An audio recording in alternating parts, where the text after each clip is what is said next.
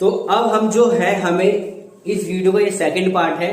अब हमने पहले पार्ट में ये समझा था कि ये कैसे बनेगा, अब हमें समझना है कि इसको सॉल्व कैसे करें। सर भाई इसे प्रूफ भी तो करके बताना पड़ेगा ना कि ये जो है रूट 9.3 है, प्रूफ करना है। तो प्रूफ करने के लिए क्या करेंगे, अपना सब कुछ बन चुका था, ये जो ओ और डी है ना इसको मिला देंगे।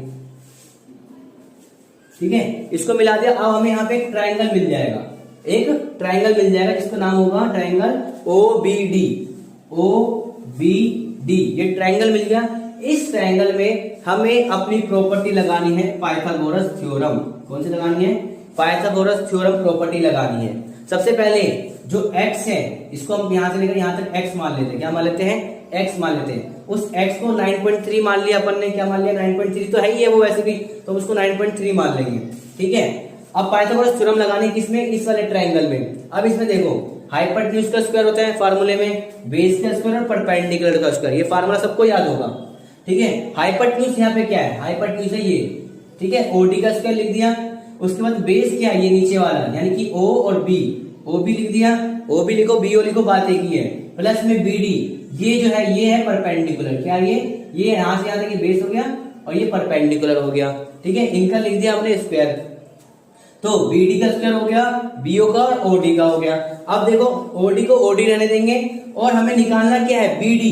ये जो है BD है, ये जो BD है x, इसको हमने जो मान रहे हैं रूट x, जो हमने इसको निकाला है ना x और रूट 9.3 निकाला है, इसे तो हमें प्रूव करके बताना है कि ये 9.3 है, तो हमने इसको x मान लिया है। अब ये जो है हमें BD ही निकालनी है, तो BD को यहीं छोड़ देंगे, BD को यहीं छोड़ देंगे और BO को इधर ले आएंगे तो वो माइनस का हो जाएगा।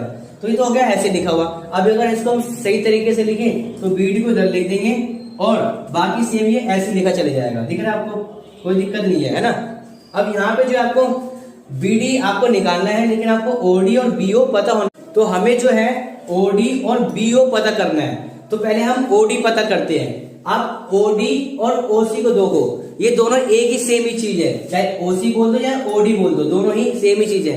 तो ये निकालो या ये निकालो, बात एक ही। तो हम OC निकालते हैं, तो OC कैसे निकालेंगे, OC निकालने के लिए हमें पता है यहां से लेकर यहां तक, A से लेकर B तक जो लाइन है वो x है और ये यहां से लेकर यहां तक 1 है ना। तो अगर हम x में 1 प्लस कर दें और उसको 2 से डिवाइड कर दें तो हमारे पास इतना भाग आ जाएगा, O से लेकर C तक आ जाएगा हमारे पास। ठीक है ना, कोई दिक्कत नहीं। अब हमें BO पता करना है, तो BO कैसे निकलेगा, ये है B और ये है O, तो इतना पता करना है, लेकिन ये पता नहीं करना है। तो यहां से हम एक